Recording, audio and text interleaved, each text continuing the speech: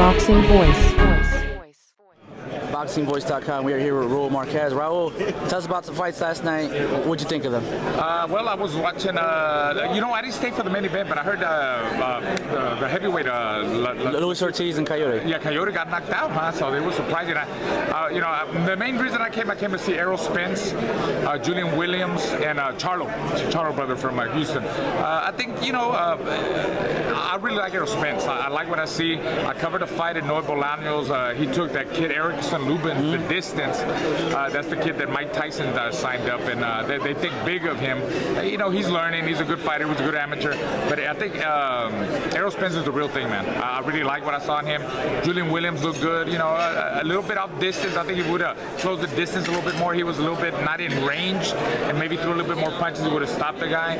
Charlo, same thing. It's like he had the guy finished, and then he'll let him go because he was trying to load up with every shot. And then finally he put his punches together, and then finally the other guy pretty much gave up. I mean, he gave up in the corner. So that's what what happened, right? Yeah, that's what happened. That's what happened. So that was the appetizer. So many fights I covered. Yeah. I'm sorry, bro. Yeah, no, it's fine. When you do Spanish, English, everything. It's all right. That was the appetizer. Now we're getting to the main course, which is tomorrow. First off, what fights intrigues you the most tomorrow, besides the main event? Actually, I like Leo Santa Cruz. He's one of the up-and-coming stars. He's fighting Manuel Roman, yep. A guy that was a sparring partner. They know each other very well. In the fighter meetings, we asked Roman who got the best of them. Obviously, he said he did. And then we asked Leo Santa Cruz who got the best of it. He said he did. And we asked him, what do you think Roman said? Well, obviously, he probably said he did. So that makes it interesting when they sparred each other before. But sparring is different from the real fight, man. It's like night and day. So it makes a big difference. El Perro Angulo's coming back. He says he had weight problems. I don't know. With Canelo, he didn't have nothing. It surprised me that just the way he was tapping Canelo. I mean, like no power. You know, even me at my age. I mean, I felt this is just me coming from still having that boxer's mentality. I felt like I could have dug deep in 2 or 3 rounds. Let's just go for broke. Show me some power shots or something. And he just, like I said, he had some problems and he had weight problems. Now he's at 160, fighting a young hungry kid, James De La Rosa from the Valley. Let's see how that goes. And Mickey Bay, covered him on Showbox. He was winning that whole fight with John Molina. Yep. Then he got him at the end. John Molina is always power. Fighting Miguel Titre Vasquez, who's not the average Mexican fighter. He's a technical fighter. Real discipline. That's going to be a little chess match. But the fight that might, besides the main event, everybody wants to see the main event, but I'll get to that.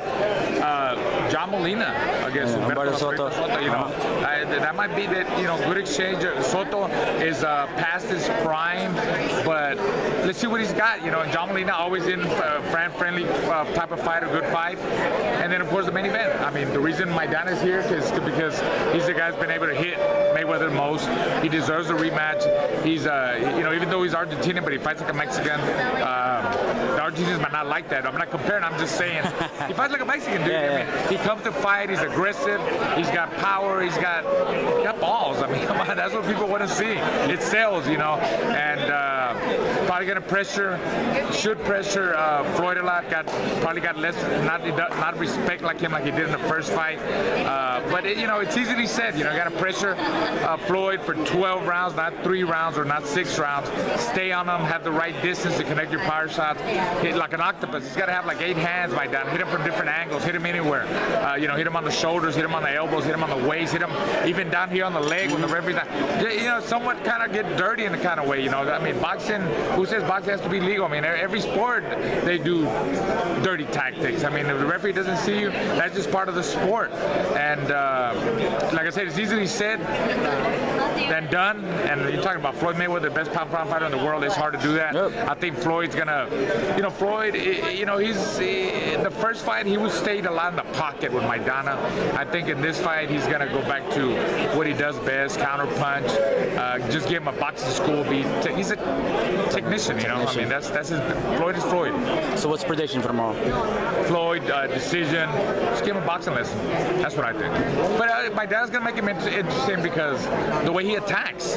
He attacks and he comes forward. He's a warrior, man. He's got the warrior mentality. He's willing to die on the line. He just comes forward. It's it's action. It's action, and people like that. Well, we can't wait. Thank you for your time, Raul. All right, man. Thank you. The Boxing Voice.